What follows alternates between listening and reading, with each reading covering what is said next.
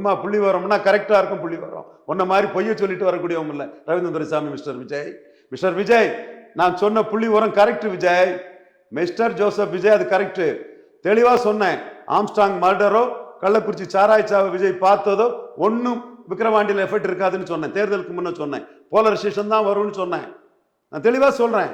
சகோதரர் விஜய் எழுதி கொடுக்க பேசும்போது நடந்த விஷயத்தையும் பார்த்துக்கணும். நாளைக்கு நீ என்ன வேணாலும் ப்ரெடிக்ட் பண்ணலாம், அதுவான் உரிமை. நடந்த விஷயத்துல நான் சொல்றதுதான் நிற்குது. அதைத்தான் நீங்க பார்க்கணும். இப்ப நீங்க கள்ளக்குறிச்சி சாராய்ச்சாவை பார்த்ததுல போலிங் குறைஞ்சிருக்கணும். உங்களுக்கு செல்வாக்கு இருக்கும்னா போலிங் கூடிட்டு, திமுகவுக்கு போலிங் குறைஞ்சிருக்கணும். திமுக போலிங் கூடிட்டு, நோட்டாவுக்கு உங்களுக்கு 50,000 ஓட்டு இருக்கு. உங்களுக்கு ஆன்லைன் ஓட்டு விக்கிரவாண்டியில 50,000 ஓட்டு இருக்குது. உங்களுக்கு 20 விழுக்காடு ஓட்டு இருக்கு உங்களுக்கு விக்கிரவாண்டியில.